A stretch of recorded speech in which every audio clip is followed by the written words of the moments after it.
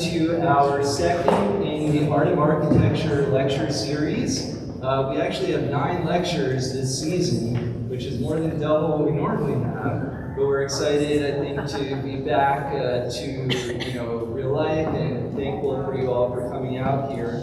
And I also wanted to mention that our next event in this series is on November 15th at the beautiful Marseille Hotel, and I see that owner Lloyd is over there. We're very excited to go there next. And that will be with David Berg and Steve Katzen of Infinity, and they're owners of the Espanol Way, Clay and Casa Matanza hotels. And then the final one is December 13th with Alan Schulman, and that will talk about the Soho Beach House and the Betsy Hotel, and that will be at the Betsy Hotel on the 13th.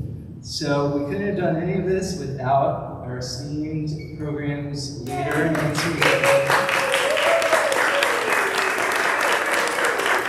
so now I'm going to pass it over to her for some remarks. Thank you. Thank you.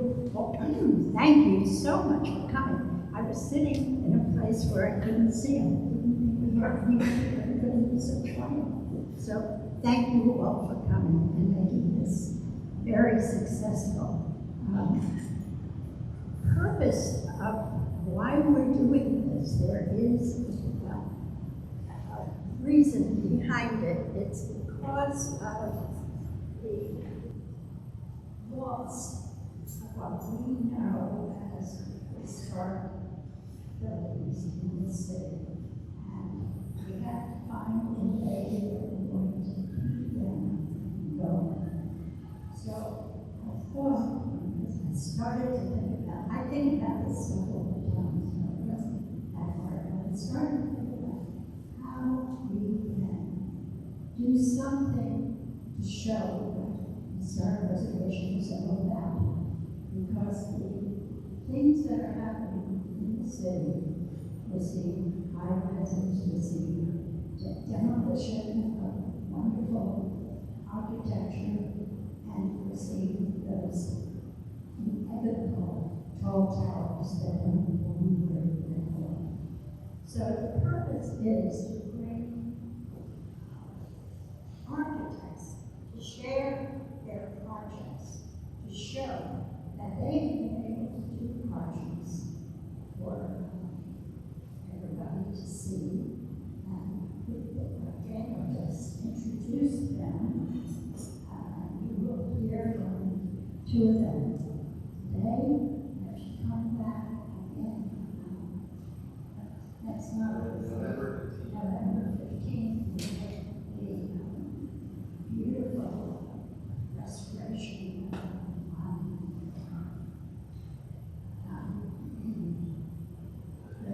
the Clay Hotel, which has been restored beautifully.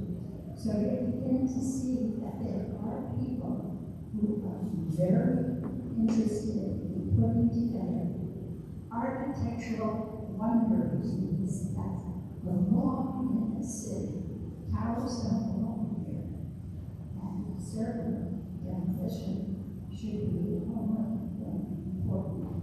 So thank you so much for coming, and I hope that we will even discuss it as a group when we finish our part, the beginning, and then ask questions and offer your opinions on how we do more of these kinds of things. So thank you for coming. Enjoy it.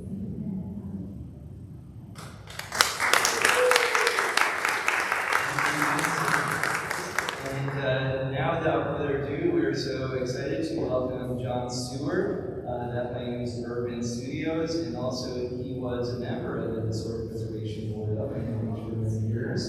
And we're very thankful to have him here. And let's all welcome John. It's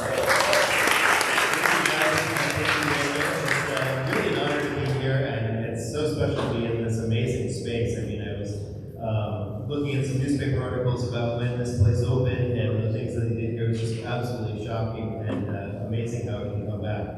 But tonight, we're really here to celebrate our two panelists. The first one that we're going to hear from is Sexton Garcia, who's a minister of culture at Urbanica, but he's also much more than that. He's a percussionist, he's a dad, he's a purveyor of finer beverages sometimes. He's and I don't know this from first-hand experience, I've just talked to him for a few minutes, but he has a son who's who's playing percussion as well. And so, but Sexton is also a brand McConney-Gayoso, who's an architect who I saw many times on the Historic Preservation Board come before us. Did an amazing job presenting work, and I actually think that we might have been in the same school, the same place. I was teaching at the University of Miami in second year when she was in second year, so I think we might go back almost 30 years, but not to date ourselves. Anyway, but Jennifer is, her specialization in her work is on hotels and retail and housing, and she has a number of different areas in which she's excelling. And tonight, I think you're really going to be talking about some of the hotel projects that you've been working on. So, without further ado, I will, I guess, hand the mic over to you, Sexton.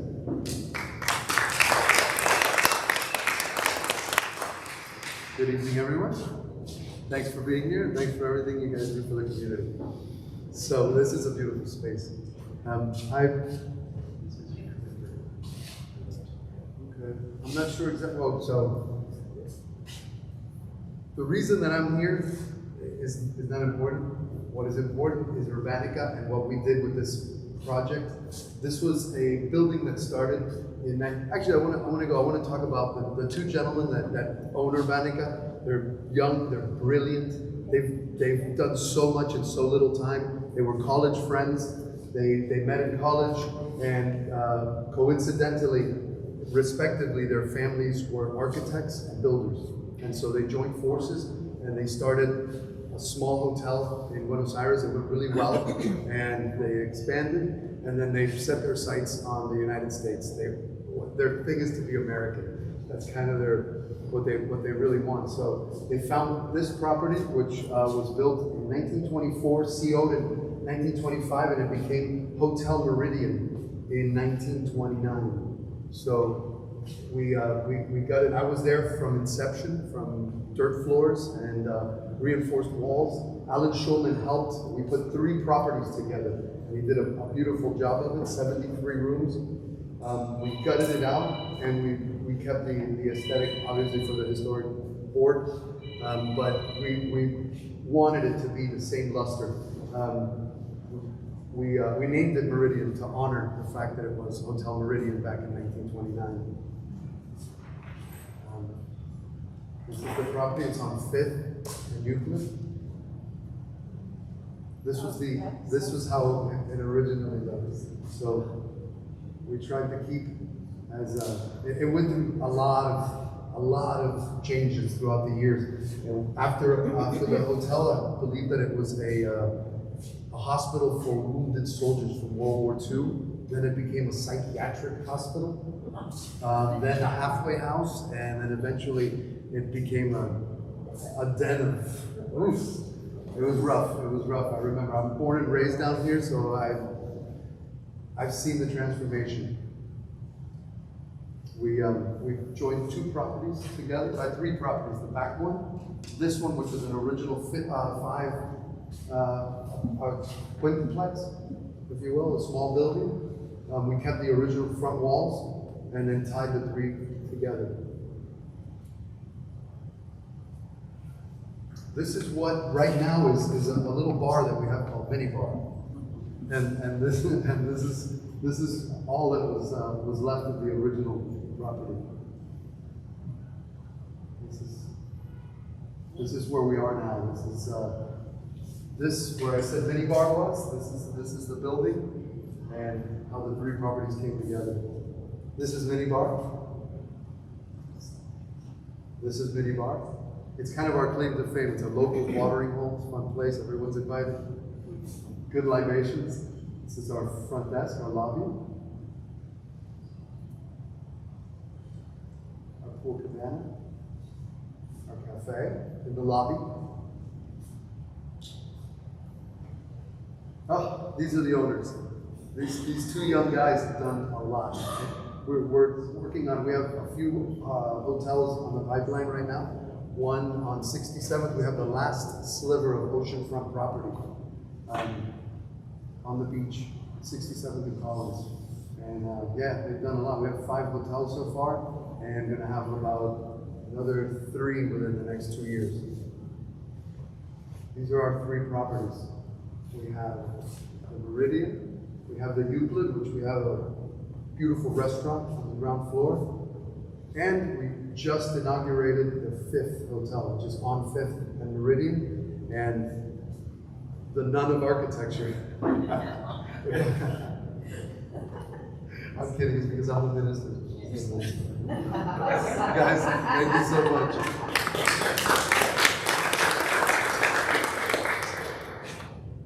Hi everybody, Jennifer McConney.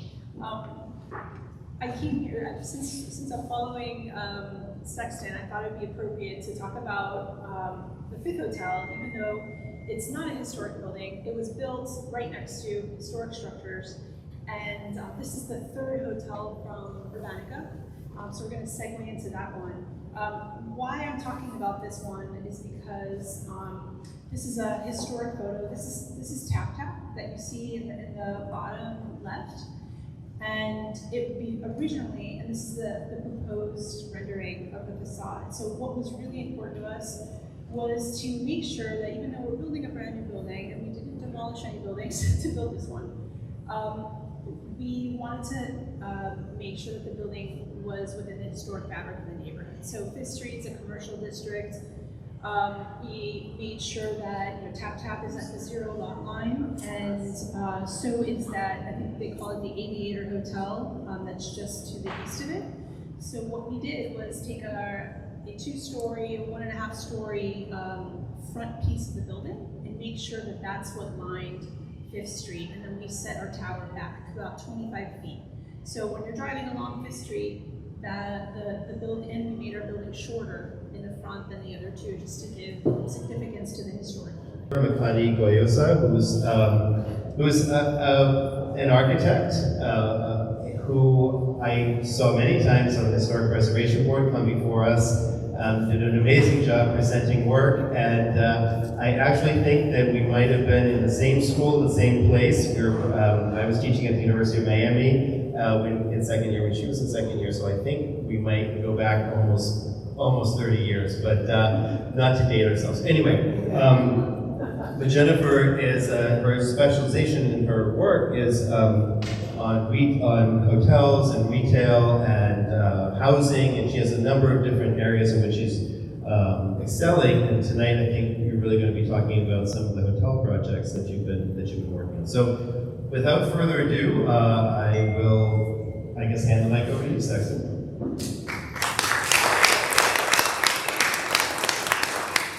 Good evening, everyone. Thanks for being here, and thanks for everything you guys do for the community. So this is a beautiful space. I'm not sure exactly. Oh, so the reason that I'm here is not important. What is important is Urbanica and what we did with this project. This was a building that started in actually, I want to talk about the 2 gentlemen that own Urbanica. They're young, they're brilliant. They've done so much in so little time. They were college friends. They met in college, and coincidentally, respectively, their families were architects and builders.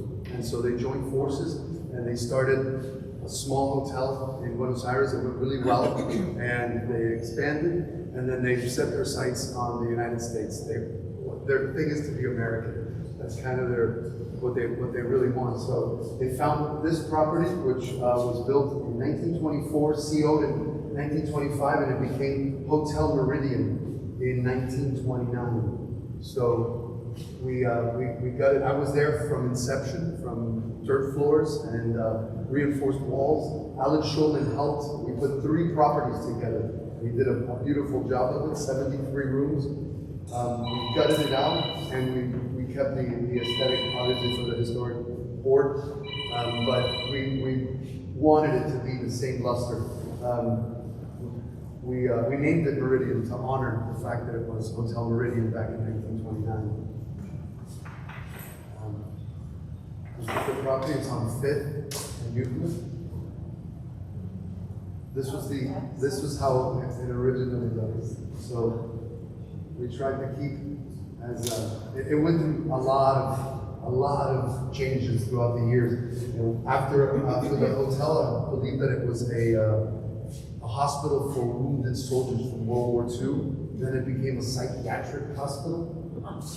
Then a halfway house, and then eventually it became a den of roofs. It was rough. It was rough. I remember I'm born and raised down here, so I've seen the transformation. We joined 2 properties together, 3 properties. The back one, this one, which was an original 5 quintuplex, if you will, a small building. We kept the original front walls and then tied the 3 together. This is what right now is a little bar that we have called Mini Bar, and this is all that was left of the original property. This is where we are now. This where I said Mini Bar was. This is the building and how the 3 properties came together. This is Mini Bar. This is Mini Bar. It's kind of our claim to fame. It's a local watering hole, fun place. Everyone's invited. Good libations. This is our front desk, our lobby. Our pool cabana. Our cafe in the lobby. Oh, these are the owners. These 2 young guys have done a lot. We're working on, we have a few hotels on the pipeline right now. One on 67th, we have the last sliver of oceanfront property on the beach, 67th and Collins. And yeah, they've done a lot. We have 5 hotels so far, and we're gonna have about another 3 within the next 2 years. These are our 3 properties. We have the Meridian, we have the Euclid, which we have a beautiful restaurant on the ground floor, and we just inaugurated the 5th hotel, which is on 5th and Meridian, and the nun of architecture. I'm kidding, because I'm the minister. Guys, thank you so much.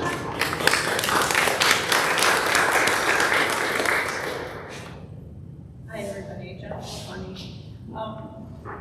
I came here, since I'm following Sexton, I thought it would be appropriate to talk about the 5th hotel, even though it's not a historic building. It was built right next to historic structures, and this is the 3rd hotel from Urbanica, so we're going to segue into that one.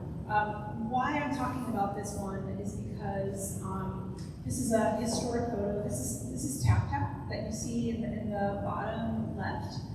And it originally, and this is the proposed rendering of the facade. So what was really important to us was to make sure that even though we're building a brand new building, and we didn't demolish any buildings to build this one, we wanted to make sure that the building was within the historic fabric of the neighborhood. So 5th Street's a commercial district. We made sure that Tap Tap is at the 0 lot line, and so is that, I think they call it the Aviator Hotel, that's just to the east of it. So what we did was take a 2-story, 1.5-story front piece of the building and make sure that that's what lined 5th Street, and then we set our tower back about 25 feet. So when you're driving along 5th Street, the building, and we made our building shorter in the front than the other 2, just to give significance to the historic buildings. So originally Tap Tap was called the Beach Haven Hotel. That's where you see in the bottom. And interesting enough, on our site, was demolished in 1995, was the Western Union building that was built by Walter Garbo in 1924. So this building stood there for 70 years. And it was the Western Union building for a long time, and I think it became like a pharmacy. In the 80s.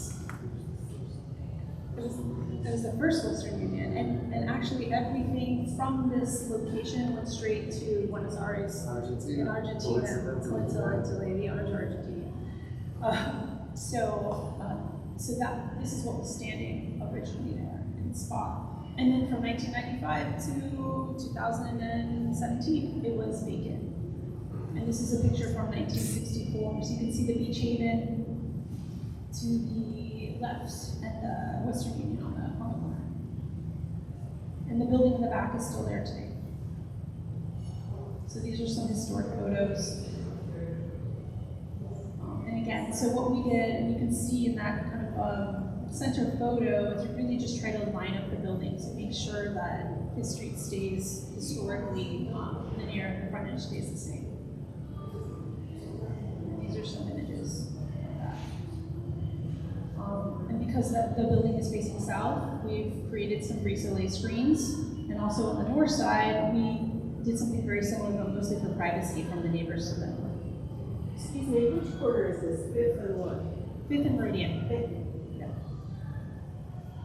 These are some other others. So this hotel just opened 2 weeks ago? 2 weeks ago. Yeah, and there's going to be a restaurant on the ground floor. There's a courtyard in the center of that green space. So what's nice is that instead of putting a green space along the street, the code actually requires you to have a usable frontage, usable storefront frontage. So we actually buried the courtyard within our site, and that allowed us to push the building back a little bit more. These are some images.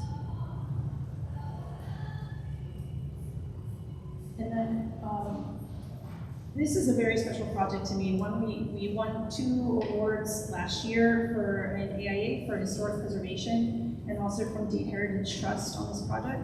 It's got a really interesting story. This is what it looks like now. The architect was Ellery Dixon, and it's on 3901 Indian Creek. And this was built in about 1941, and they're small apartments. Right after it was built, it was taken over by the U.S. Army, and it became part of the barracks for the U.S. Army. Let's see some more historic photos. So it's called the Greenbrier.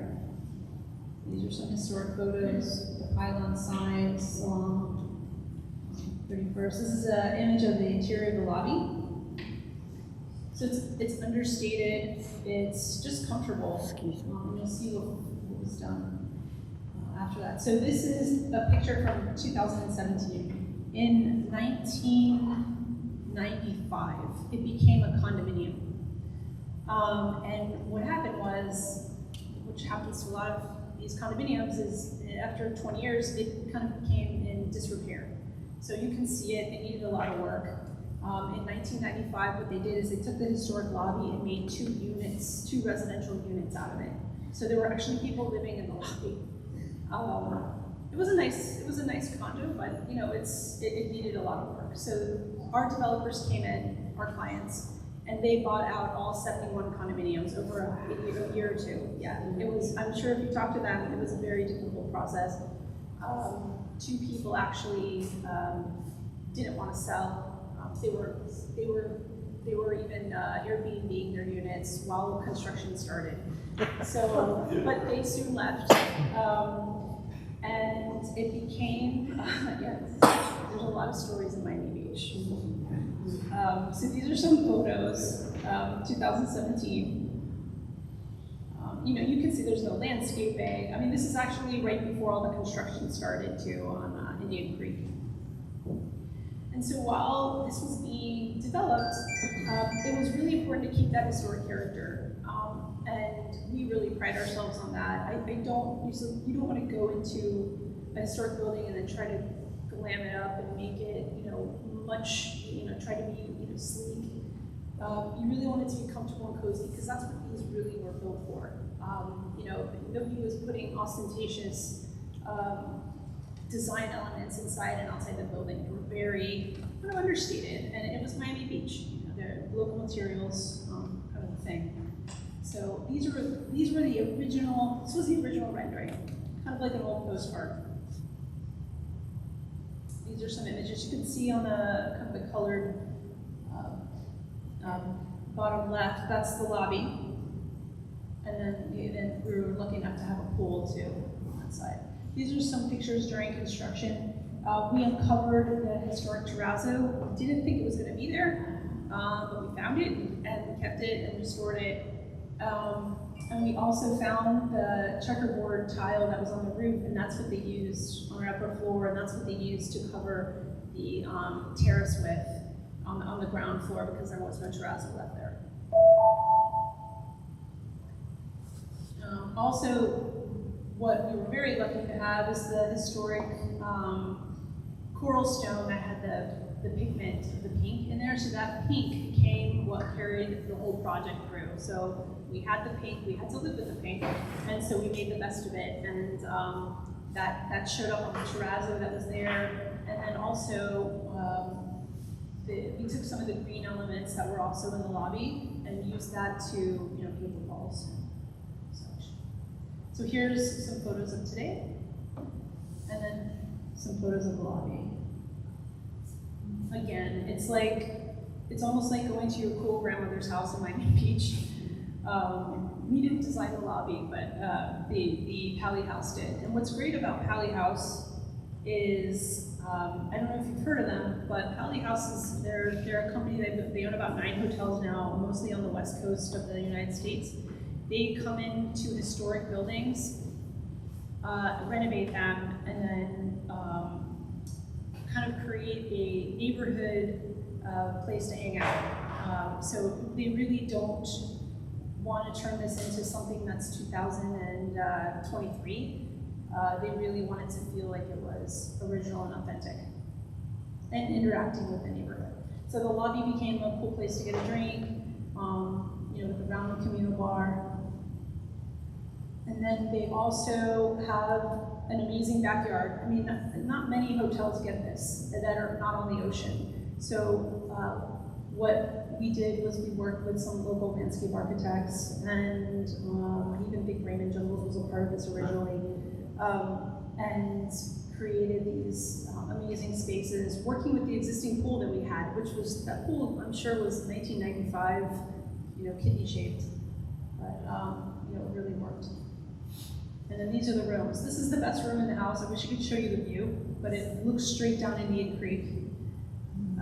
And then you can see even the pink and the cool grandmother style came into those rooms as well. Like Nancy, she's the cool grandmother from Miami. Buy something. Coral. So that's concludes my presentation.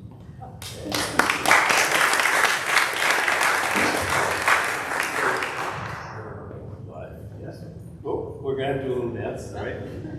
So anyway, now is the part of the evening in which you can ask any questions that you may have. And I mean, I've been taking some notes, and I had a question that I wanted to know. It's kind of a more philosophical question about working on a project like this, because you were talking about the importance of the character and of the building, and it being kind of, you understand the history through the details, but also through how it feels in the atmosphere. You talked about that. I was wondering if you could talk about how, in your process, you kind of get to know the character. I feel that way in this building right now because I was here years ago before the renovation, but it feels like a completely different character to the building with the openness of it. I was wondering, if you could talk a little bit about your discoveries, maybe in this project or in others. So before we start any project, I think it's really important not just to jump in and start drawing, it's really to do the research. On these 2 projects, we have loads. I mean, I went back over the weekend to prepare the presentation, and there was loads of info that I had. I was just throwing everything in PowerPoint. But it's really important to understand kind of the history and the DNA of your work and your project that you're starting. And really, I love to do historic preservation. If I could do that all day long, I would. And once you figure that out, and once you collect collect all of that information, then you come up with a story. So whether it's a new building built within a historic building, or whether it's just renovating an historic building and coming up with the interiors, I think we really need to figure out what we call it the story, but it's really the concept, and that's what will guide you. That concept stays with you through the whole thing, and you try not to differ from or deviate from that. That was such a perfect answer because it led to my next question without me even having to ask it. But this is for Grace, and I want to ask you about storytelling because it seems like brand making is a form of storytelling, and history is a form of storytelling, and preservation is a form of storytelling. And I don't know if you had any words to tell us about storytelling. Maybe you could tell us a story. I'll tell you a story about what Urbanica is and what we. When I started the brand, because I came in, like I said, from inception, they asked me to come on. They wanted a representative to someone from the United States, someone that knew the culture, and also from Miami because I'm born and raised. So they wanted someone, and that's how I came forward. Charlie was a friend of mine, and I asked him to come to work with the hotels. And when I started the brand, the first thing I said to our first guest that came in, I said, "Welcome home," and that sort of became the culture of what it is. And so when we hire people that we trust, people that we love, people that we can mold. We try not to hire hotel experienced people, so there's no preconceived notions, so we can mold them to what we want. And the idea is that everyone is friends and everyone is family. When I train, and I say to our employees, I say, imagine a friend that you haven't seen in 10 years comes to your house to visit. Would you ever tell them no to anything? You would tell them, let me see what I can do, and you figure it out, and you would make them and accommodate them. And that's kind of the philosophy of Urbanica. And now we've run with all the hotels and with all of our F&B and all of everything is the culture of being home and feeling like if you're at home. Awesome. No, I think that idea of it's a conversation that we're having in the city a lot now too, about being at home. What feels like we're home, those of us who live here, and what are the stories that we tell the outside world about our home here in the city, and how do we emphasize the importance of the historic fabric and all that it does for us? So with that though, I'm going to ask if anybody else has any questions.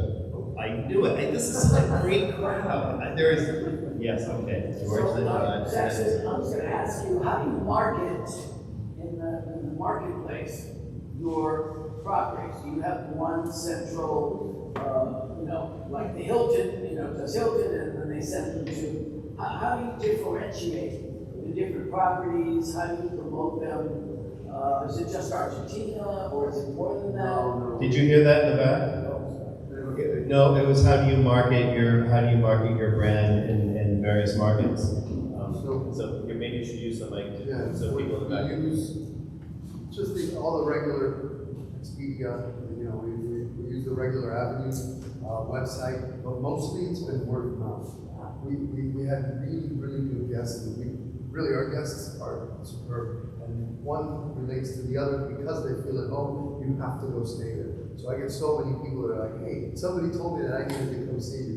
I'm always there, so I get to see that firsthand. But really, word of mouth is kind of what's been the best for us.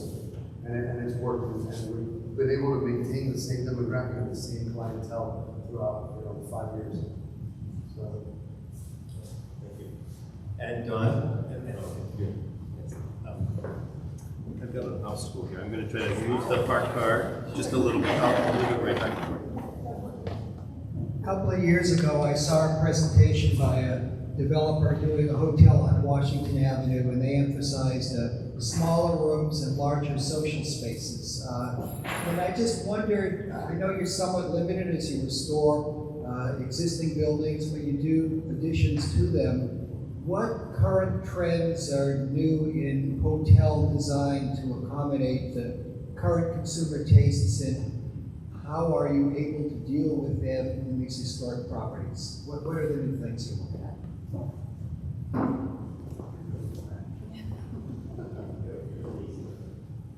Well, I think that that was a trend, and I think it still is a trend. I mean, the smaller rooms and bigger communal spaces to be at, that's huge. I mean, we're doing, I know that was the McConney that was on Washington, and we're doing a McConney in Charleston right now, and that's their first McConney. And it's the same thing, 180 square foot rooms and big social spaces. And I think that would work. I mean, that's how Miami Beach was built, right? I mean, you had 200 square foot rooms in the older buildings, and you had, on the ocean, you have these big, huge lobbies and backyards. So I think that trend will stay, just probably slightly morph a little bit as time goes on. I think now that everybody hadn't been traveling for so long, and everybody wants to travel, I think the new trend is really, I think hotels are going to be really back on track. But I also think that there's been a lot of Airbnb going on and big homes to stay in. I think a lot of us did that. Everybody did their trip to North Carolina and stayed in a big cabin over COVID. So I think that's one trend that the hotels are going to have to fight with a little bit. But I see that everybody's going to want to start traveling again very soon. I mean, I've already booked my next 2 vacations. So Do you also see it, you've done this sort of more combining of these smaller hotels to get economies of scale? Yeah, oh, you know what, I didn't touch on that. They're a perfect example, is Urbanica, because what they did was they put 3 hotels on the same block, not connected. Their first one, we had 3 that were connected, but then they built Euclid and they built Fifth Hotel. And that's about 150 plus, 120 plus rooms just on one block, which is really nice because they're getting the economy of scale, but you're not getting a 150 room hotel along Fifth Street. You're getting a 30 room and another 30 room and a 70 room. So I think that's really nice. Thank you. Right over to you.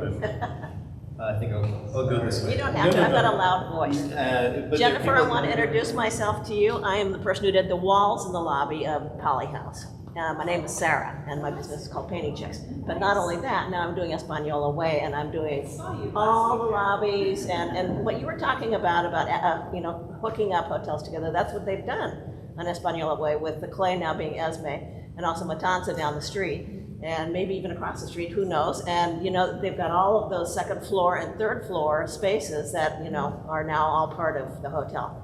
And I think the thing I love the most, well, I'm not going to talk about Esme yet because they're not open, but Poly House is open, and I think it's Avi who was the designer of the furniture. I also sold him some of my furniture because I have the weirdest stuff that I pick up in the trash in Miami Beach, and he loved it all. But you feel when you go to Poly House, and I think maybe this is going to start happening everywhere, that you are at your grandmother's house, and she has furniture from her 40s, from her parents, from the 1890s, from something she bought in the 1960s when it was so glam to be mid-century, Hollywood Regency furniture, and that's the way you feel at the Poly House when you go in the lobby. You want to lie down on the sofa and talk with all your friends and drink some cocktails from the bar, and kind of stay there for hours, and maybe even read a book.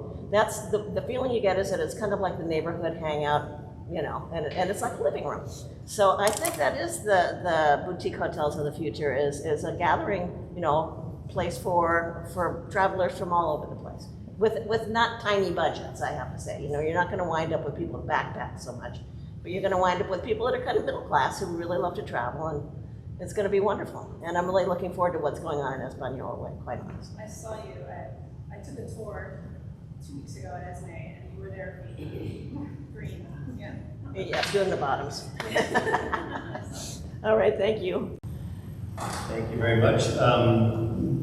Any other questions? Yes. Let's see. I'm going to go this way.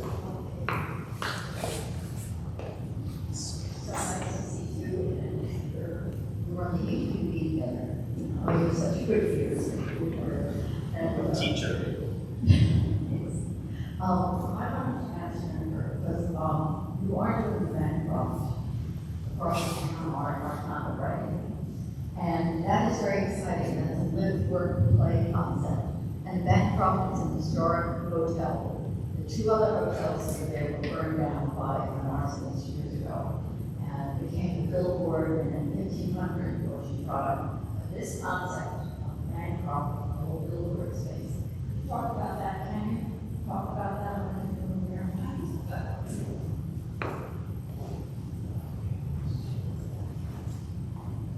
Yes, so Bancroft, we were in the HPD early this year, and we were able to get, again, it's been empty for a very long time, and it's Ocean Steps and Bancroft building, historic building, and what they're doing is turning it into office space. So high-end office space,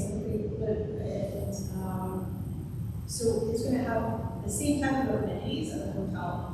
This is not going to be, you know, an office space. This is going to be really high-end in Ocean Drive. Is the Bancroft the one where they're adding the floors back again because they've taken them out? Yes, yes. What did she say? Is the Bancroft, the building where they're adding the floors? Yeah, they were originally removed to make it a billboard live. So it's a giant auditorium inside, and they're putting the historic floors back. I had another question for you that just came to me. I remember really fighting to keep that Western Union building there. Remember that? Yeah. And I was wondering, anyway, I was wondering whether you had, whether anything about that building kind of appeared or came into your consciousness when you were building the new hotel there that I just thought was amazing. Well, coincidentally, it did. What we did is the code and history and all this stuff. We try to make it work. We don't fight it. We just try to make lemonade out of the lemons. So the Western Union was there. It was set back a little bit. It was the only building set back on that street. We didn't feel that was appropriate action to take. So that's actually where we placed the courtyard. So the courtyard kind of symbolizes, I didn't even mention that during the hearing, but that courtyard is where the Western Union building was. So it did have it definitely did have an effect. Do you think that the Western Union had been a house at one time and that's why it was set back? Because they used to turn houses into, Can you hear the question? Was the Western Union a house of one? Yeah. We have the building card and it was built as a Western Union. Okay. Yeah. Yes. Any other questions? Yes. Oh, we don't have a question. We have 2 cents. Let me get you. Wait. Let me get you. Back up. You don't want to stay. Okay. Around. Up. All right. Put the brakes on.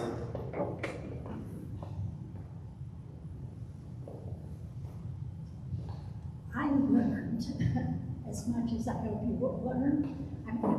I didn't realize all the efforts that have gone in throughout Miami Beach to make these kind of things happen.